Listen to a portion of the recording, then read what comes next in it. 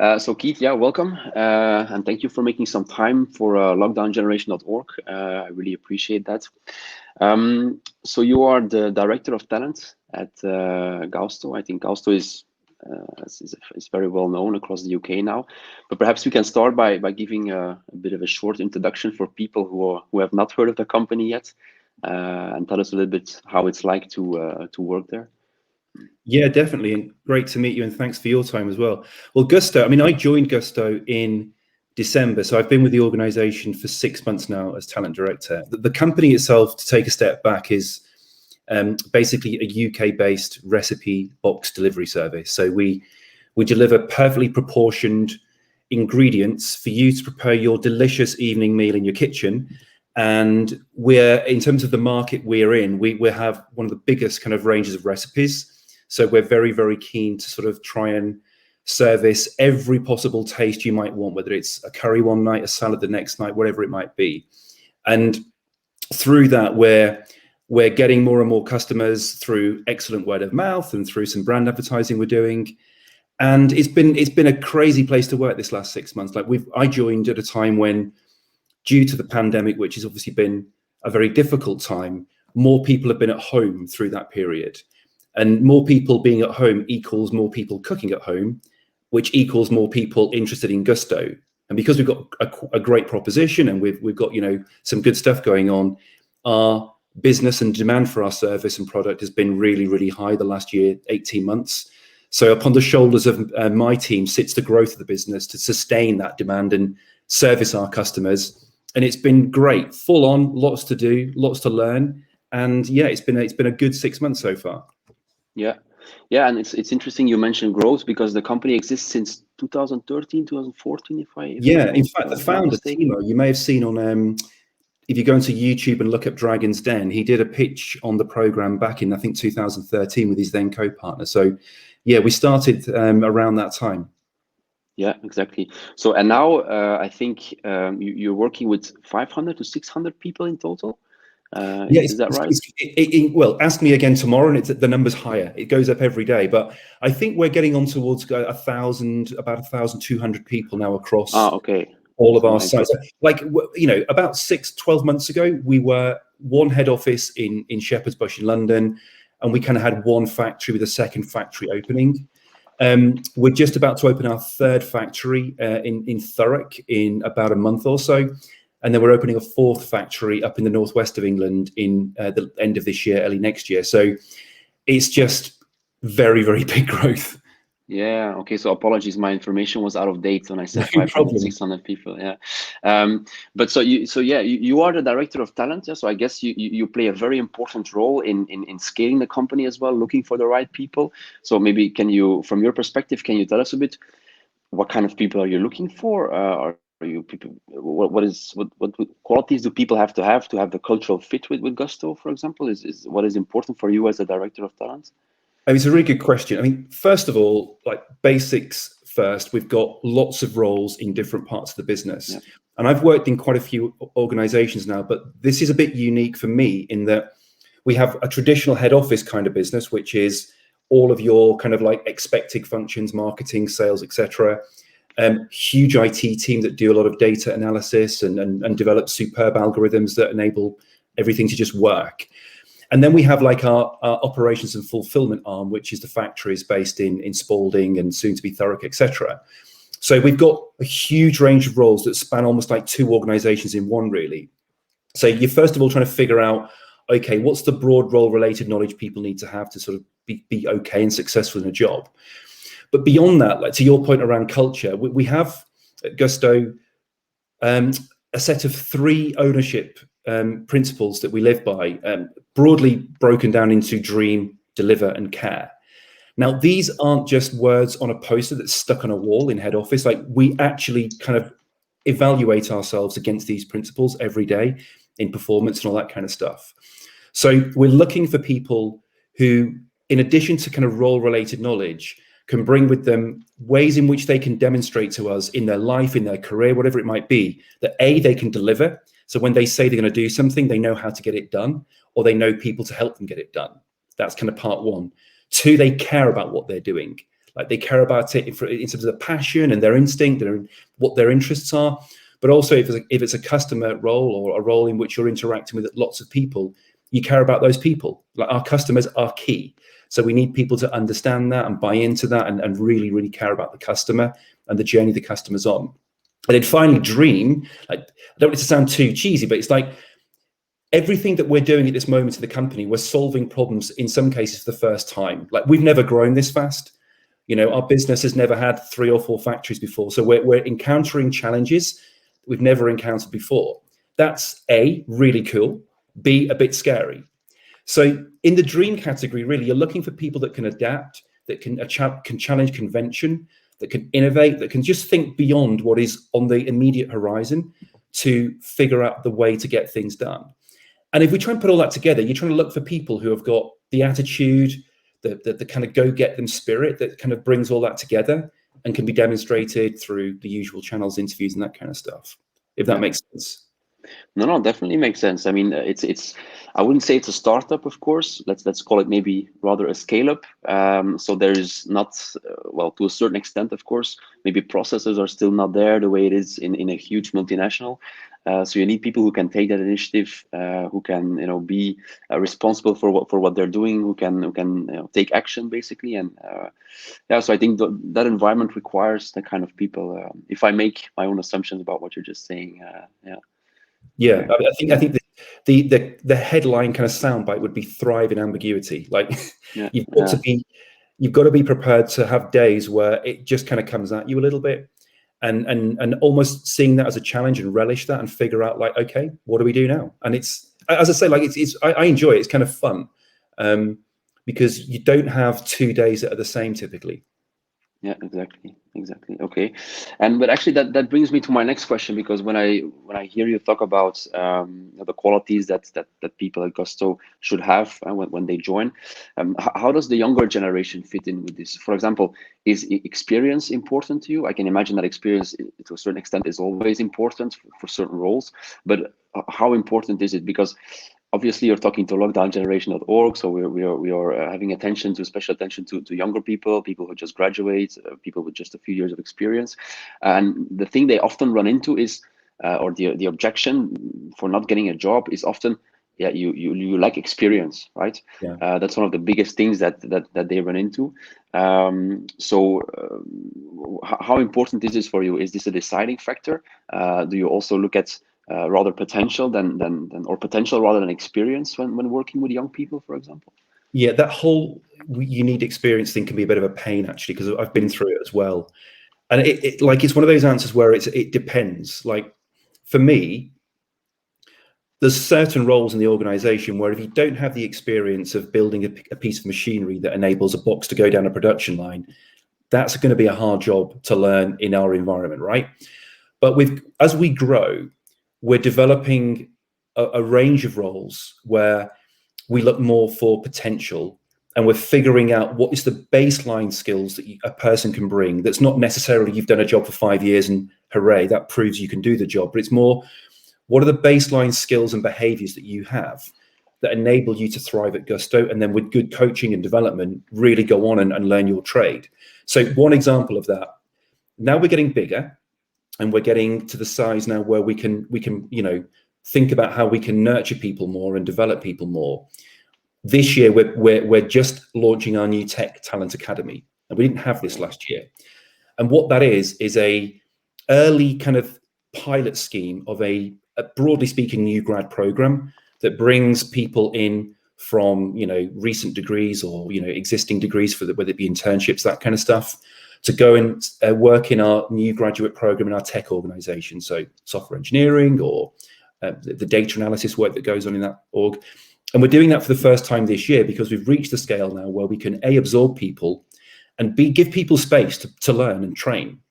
And that's the key, because you don't want to bring people in without the right skills, hoping they're going to succeed. You've got to have the infrastructure around them. So we're building the infrastructure. And that means for young people and for folks that are coming into more generalist roles, we're starting this year and we're going to get bigger and bigger in terms of how we can reach out and attract people and appeal to folks with skills early in their career. So yeah, that's kind of exciting. We're trying to get that done. I think more generally as well, I would kind of make sure that folks are really tuned into attitude is kind of everything to me. Like I've interviewed lots and lots of people in my career, and often it's a fine line between what makes one candidate get the job and what makes somebody not get the job. You know, it can be quite small things. And where it's close, a deciding factor can often be attitude, proactivity, you know, engagement, and that kind of stuff. So if you can bring that with you and bring that kind of like behavior set with you, it really gives you an opportunity to show like your best self, how you can thrive, and we look for that kind of stuff as well. So we're doing a lot right now in this space, and probably a lot more will come in the next couple of years as well. Yeah, interesting. Yeah, that was actually my next question. So if Gousto has any initiatives or programs to work with young people, because as you mentioned, I think it's very important also to guide those people, and it's very, as an employer, it's very attractive to offer those kind of that kind of guidance actually to young people to help them progress and advance in their careers. Yeah. I mean, we're lucky as an organization to be able to do it. And as I say, I don't want to lead people the garden path. We're still developing it from early days, right? But I think what's great about it for me is I spoke to an intern recently for this new program, and the energy, the completely different mindset that person had compared to somebody like me who's been working for 20 odd years. And like, I'm not to do myself down too much, but you get a bit ingrained in the way you think when you've been doing a job for many years, and that's okay. But to have folks coming in as interns and new grads into this program, the energy, the perspective, the different way of thinking they bring is really beneficial to us as a company. So we're trying to do more in this area as we go forward into the coming years. And I think it'll be like, for me, the next big thing to check off is, okay, so that's head office kind of roles in tech. And I think we can really expand that scheme. How can we do something similar for the non-tech roles in head office? So if you're keen to get into marketing, how can we support you in an early careers role in marketing? We've got to figure that piece out. If in our factories, you know, where we've got huge potential and lots of roles, how can we consider maybe whether it be apprenticeships or other schemes that relate to young people to give people a pathway into our factories and develop a really good career that makes a difference? So we're trying to figure out how we do this year and more into next year as well as we scale. We're not there yet, but we're getting there. Yeah, well, I don't think it's how to put that. It's not a shame that you're not there yet. I mean, the fact that you're taking the initiative and you're doing this, I think is very positive, and it gives a positive image of the company as well towards young people, towards the society as well, because companies that have a social relevance and that are doing something for society are always more resistant, I would say, to economic downfall as well, I think. Yeah. Yeah, well, I think you're probably right on that. I think one thing I've noticed, like we're a consumer business. So I worked at Google before this and other places, brilliant companies. But like if you take Google produces like an Android phone or a search bar, hugely interesting and relevant to everybody's lives. But there's something about the immediacy and urgency of getting a red box out of a factory packed full of perishable food that will go off if it's not, you know, done in the right time, into your kitchen so that you can have a great meal that evening. The responsibility that brings into us as a company to get you your dinner on time is actually massive, right? And that meaning, like I've never been so connected to the mission of the company, because none of us want to let people down. And I think anybody coming into our company, whether you're young and in your first job or you've been in your industry for years, it's connecting to that customer and thinking, what is it that will delight them? And how does my role enable that to happen? And you can really see that here, which like really drives me, you know, and I think it's probably a good thing. And do you think that this motivation, this customer-centric approach, let's say, and because it's not only an approach, it's also what is inside the people, they have to really embody that. Is that what makes a success? What made the growth of Gousto, you think? Because I can imagine in this market, yeah, there's a lot of other players on the market, several at least, like one big one that we also know. I'm not going to mention it here. So I guess if you have to compete with those, I guess it's tough. So do you think that this aspect, this customer-centric approach, is what made the growth of the company the last few years? Well, I think it's one of the factors. I mean, there are other companies in this field, and we're very respectful. There's some great companies out there doing good work. I think laser focus on the customer gives us a really good baseline, but lots of companies probably do that as well. I think one of our kind of secret ingredients, really, to sort of coin a slight food pun, is around choice. You know, customers want choice, so we're going really big on the range of our recipe. You know, how many recipes we can deliver and give you choices on. If we can get that continuing to expand, that gives us an advantage. I think beyond that, it goes down to like really wanting to understand what drives our customers' needs and what kind of things that they want to sort of do that's different, that we can iterate and adapt and innovate on, and just being responsive to that. You look at Timo. Like, Timo started this company with a handful of people back in, as you say, 2013. To this day, he is completely focused in the weeds of the company. Like, what are our customers saying? He reads all the surveys, he gets all the data. When we don't deliver, and that now and again, you know, we all make mistakes. Like, he's a good guy. He's not going to crack the whip, but he's all over it to think, what can we do, and he as CEO do to fix that? And to have that kind of like spirit from the CEO down, it kind of drives everybody. You can't be complacent. And I think it's that lack of complacency and an absolute like hunger to kind of keep pushing that really drives us as a company, that hopefully makes us different and certainly keeps us, you know, doing well. I like the comparison where you said that hunger. I know, and it's all the food analogies, isn't it? You've got to try and drop it. Okay, perfect. No, but I think that's a very positive message. So first about, you know, the company and the values, but also about the opportunities for young people. So I think our audience will very much enjoy that. So now you as an experienced HR professional director, working with many people, hiring many people, managing many people, what would your advice be to young people who are now finding themselves coming out of the Corona crisis, maybe lost their jobs, maybe having difficulty finding a job? What would your advice be to them to find a job and have a career with meaning, basically? Well, I mean, I think, like, taking the current circumstances, we're coming, touch wood, we're coming out of a pandemic that's been one of the most destabilizing forces probably since World War II. So these aren't normal times. And I think anybody coming into the job market now, I think, number one, I hope people are seeing a silver lining. Like, there's economic indicators out there that show that GDP and other signs of economic health are starting to go up and to the right again. And certainly I feel it in the company I'm in and other organizations I'm aware of. Companies are itching to get going again and rebound back to get back where we were before this pandemic. And obviously some companies have thrived because of the pandemic in some ways. So not losing faith and knowing that there is a silver lining to what has been a bit of a big black cloud. I think anybody going into the job market is going to find there's lots of people also going into the job market. Unfortunately, people have lost jobs. It's been a difficult time. So the competition is going to be high. So you've got to be patient. You've got to be persistent, and you've got to be prepared to take the odd setback. You know, if you apply to 10 companies, you're going to get a fair proportion that say thanks, but no thanks.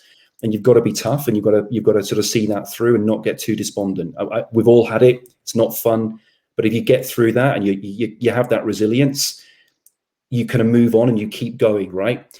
So they're kind of like baseline things. I think in terms of more practical advice, one thing that I see a lot of is you've got so many avenues now to connect to companies. So don't just like go on a website and send your CV to a job ad that says, hey, we're looking for this role. You know, click on apply here and hope for the best. Like, I'm guessing most people now think more creatively, think, okay, so, you know, Gousto's recruiting. I see there's a job, apply here. Good. Okay, I'm going to go onto LinkedIn. I'm going to find out a number of people on LinkedIn who work there, you know, and in a non-aggressive way, in a way that's kind of like, hopefully, you know, uses some common sense, a bit of humor, a bit of kind of like humility.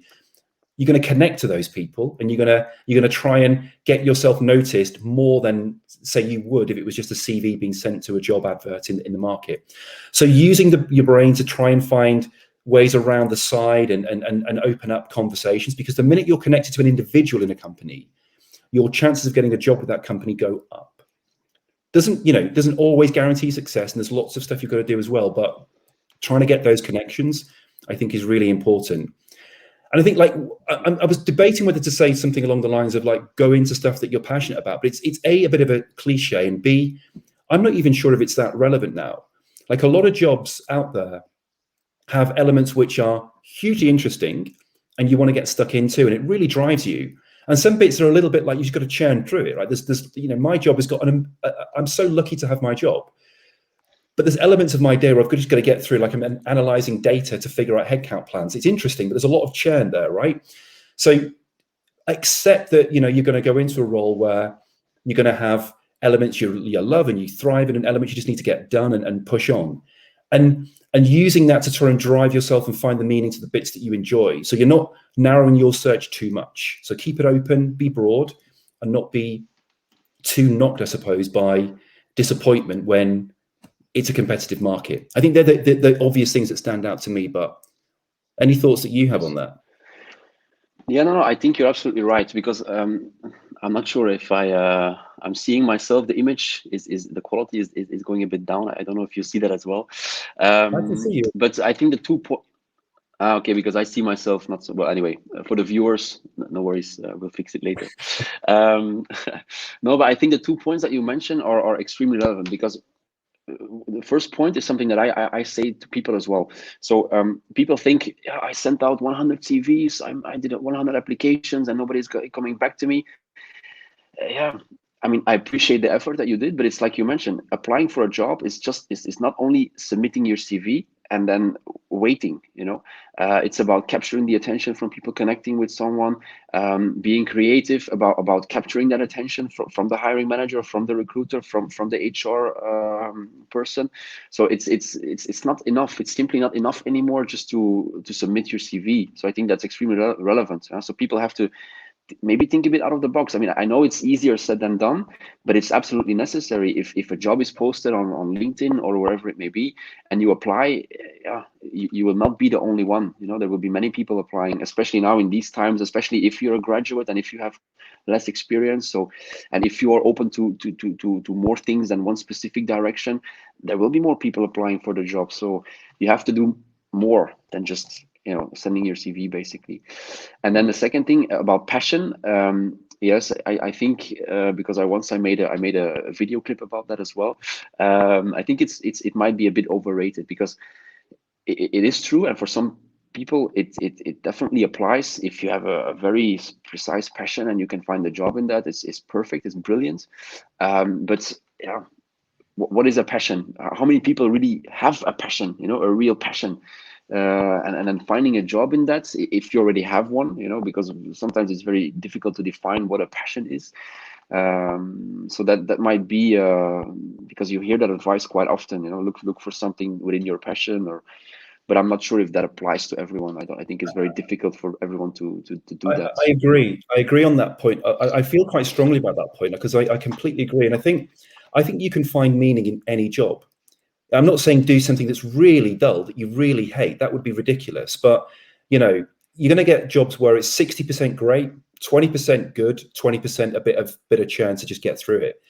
And I think being of a mind where you derive meaning from the work you do, I think that's really, really powerful. And it kind of unlocks like an average performer to a good performer, to a great performer. The people that find that meaning and connect to something bigger than themselves, that, you know, like when I was in Japan, randomly working with Google years ago, I remember the people on the trains, the guys that were helping people get on the train, they derived a lot of meaning in that role. It was a really peculiar sight, how much they sort of engage with people and how they saw their role as absolutely crucial to the customer on that train. And you could see it was quite a simple role, but those people really cared about it. And it just made you realize how well they did their job. They did their job differently because of it. And I think that's really important to get across to people. Yes, no, that's a good example. I like that one. That's really relevant. Exactly. Yeah. Okay. No, I think that's very good advice. Maybe one side question. Could you share a bit, because the fact that we discussed that people, you know, should do a little bit more, take that extra step to get the attention of the hiring manager or, you know, the HR professional. can you give an example? Did something happen to you over the last few years when you were hiring for a specific role, that somebody got in touch with you in a very creative way, or maybe a way that was not so common that you never experienced before? Wow. I mean, I don't want to put you on the spot, but if you have an example, it would be great to share. Yeah. Well, there's been a few in some places of work. There was one, and now I don't recommend this particular example, but it's quite an interesting one. There was a person that was applying for roles in a company I previously worked for, and for whatever reason, he'd not had much success. And in the end, he sent us a trainer, a shoe, with his CV in the shoe via courier. And he simply had a note saying, trying to get a foot in the door. Okay. Now, I don't want everyone to go out there and send their shoes with CVs, because it can be a bit much. But it was just a really funny way in which this person had got his CV in, and everybody's spoken about it, right? So, I'm not saying we all do that, but that was one example I saw that was quite innovative and quite funny. I think like the ones I see quite a lot is where people connect via the obvious sources through LinkedIn and things, and we'll not just talk about, I saw this role, I'd love to do it, or I want to work for your company. It's like, hey, I saw your company in the news, and I saw you were talking about this stuff, and I'm really interested in this stuff, and here's why I'm interested in it. Look, if you want to talk, no pressure, but let's have a chat, because this is interesting to me. And it's where it comes across as less, what can you do for me, or here's a job, let's just be very transactional in this conversation. It's like, hey, I'm interested in some stuff that you guys are doing right now. Let's talk about that. I find that interesting because I'm quite a curious person. People in our industry are very curious. They're always trying to meet like-minded people. So I think it's a slightly different way of sort of engaging folks and having a good two-way conversation that's less about give me a job and more about what can we talk about that's of shared interest, and things from that will follow. Okay, perfect. So everybody who has an interest in working at Gousto, the message is be honest, show an interest in the business, and don't send your shoe to Keith, otherwise might be a bit much. Yeah, exactly. Okay, perfect. No, thank you for that advice. That's great. And then maybe because I'm very conscious or aware of time, maybe just one last question. I think that's always fun and always interesting. So could you tell us a little bit about how you got your first job and why you decided that you liked HR and you wanted to pursue a career in HR? So my career found me. I didn't find it. So at the very beginning, I'm not going to be too long-winded here, but I'd finished university. I was one of these people where I wasn't 100% sure what I wanted to do next. I'm sure there's a lot of people like what job they want to do. I was a bit confused, actually. There's so many different options and it's hard. And the one driver was I wanted to go and live somewhere completely different. And I had some friends in Edinburgh, Scotland. I thought, I'm just going to go and live in Edinburgh. And I didn't have any money as such, and I didn't have a job. So the key driver for me was I had to get a job to stay in the city that I wanted to be in for a good couple of years, which led me to apply to loads of jobs. And a recruitment role was the one that kind of like, they kind of saw something in my application. I went to have a conversation with them. And I think they probably took pity on me in that they could see that I needed the job so much. And like there was a passion. I tried to show engagement, passion, and all the stuff that I think is important. But ultimately, I think they took a chance on me. And they thought, this bit of an unusual one. He's kind of come here. He doesn't have experience. Let's give him a go. And they kind of took a bit of a chance, I think, on me. And luckily, I kind of got stuck in, worked hard, and did all right. And from that moment, I've been in this career. So it kind of landed in a bit of a random way. What keeps me? So that's what got me, and what keeps me in this industry, and particularly in the people industry, is like I'm really, really passionate about how companies scale and how organizations gain a competitive advantage. And a lot of people kind of talk about how companies gain advantage through great products and cool technology and all this stuff, which is relevant and I agree with. But to me, the absolute magic ingredients is people. People give companies a competitive advantage. The right person can transform an entire organization. And for me to try and find those right people, and people that think differently, like, not all the same people, but different backgrounds, different, ways of thinking, bringing those people into an org as it grows and helps the organization compete and grow and thrive. It's fascinating. So that's what keeps me here. And, I'm really enjoying it. Well, but I think it's a perfect example that illustrates also what you said before. You kind of the career or the field, let's say, found you. You weren't particularly interested in it, but it found you, and then I think it's safe to say that you developed a passion for it, helping companies, helping people find a job, seeing the value of people within an organization. So yeah, I think it's a passion, right? Yeah, definitely. Okay, perfect. Well, Keith, thank you very much. I really think it was a very insightful conversation that we had. Many interesting insights and tips also for young people. So I would like to thank you for your time, and I really appreciate that you wanted to participate in this initiative. It's been great to speak with you, and thank you, and good luck to everybody out there, and catch you again soon.